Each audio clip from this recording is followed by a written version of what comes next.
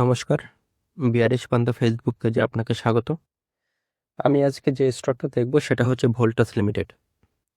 Voltas limited পুরো chart প্যাটার্নটাকে যদি আমরা দেখি তাহলে এটা দীর্ঘদিন ধরে ডাউন সাইডে যাওয়ার পর তারপরে ধীরে ধীরে কিন্তু আপের দিকে মুভ করছে।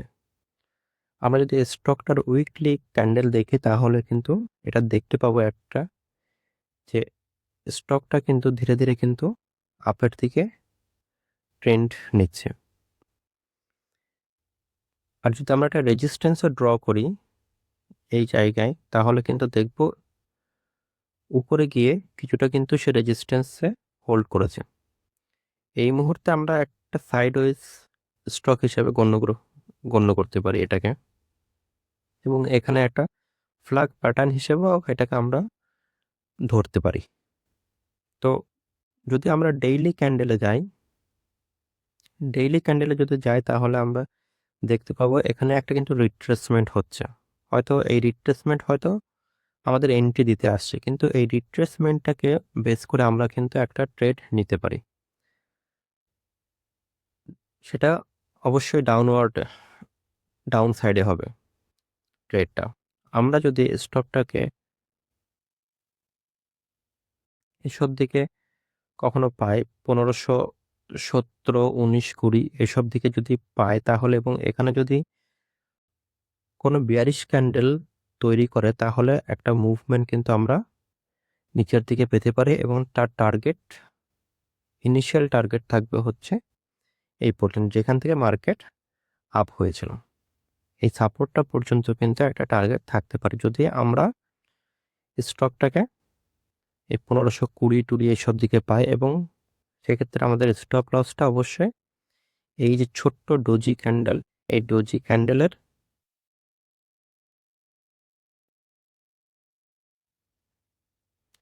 এই যে ছোট্ট ডোজি ক্যান্ডেল, এই ডোজি ক্যান্ডেলের উপরে কিন্তু স্টপ লস রেখে যত এর নিকটে পাওয়া যাবে সেটাকে আমরা কিন্তু একটা ডাউন সাইডে ট্রেড নিতে পারি। আমরা যদি 1518, 19, 20 এইসব দিকে পাই, এবং এখানে যদি কোনো একটা রেড ক্যান্ডেল তৈরি করে ক্লোজিং বেসিসে 1 ঘন্টার আওয়ারে, 1 ঘন্টা টাইম ফ্রেমে, তাহলে কিন্তু আমরা নিচের দিকে এই পর্যন্ত একটা টার্গেট রেখে ট্রেড করব।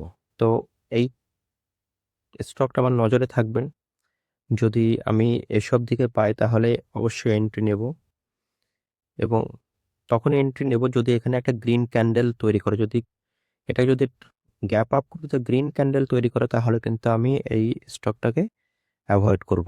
তো দেখি নেক্সট দিন স্টকে কি মুভমেন্ট দেয় তার উপর ডিপেন্ড করে কিন্তু এই ট্রেডটা নেব। আপনারা অবশ্যই নিজেরা স্টকটাকে ভালো করে অ্যানালাইসিস করবেন। এই ধরনের অ্যানালাইসিস ভিডিও দেখে কিন্তু নিজেরা সেখানে এন্ট্রি নেবেন না, কারণ সেই ক্ষেত্রে আপনাদের রিস্ক রেশিও কিন্তু ঠিকঠাক নাও হতে পারে। সেই রিস্ক রেশিও মেনটেন করে কিন্তু নিজেদের অ্যানালাইসিসের উপর ভিত্তি করে সেখানে এন্ট্রি নেবেন।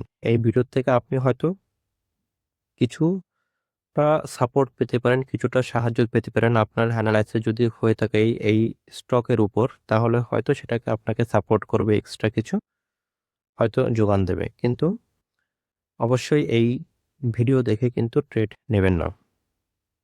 ধন্যবাদ। আমাদের চ্যানেলটাকে সাবস্ক্রাইব করবেন, ফলো করবেন এবং শেয়ার করবেন। ধন্যবাদ।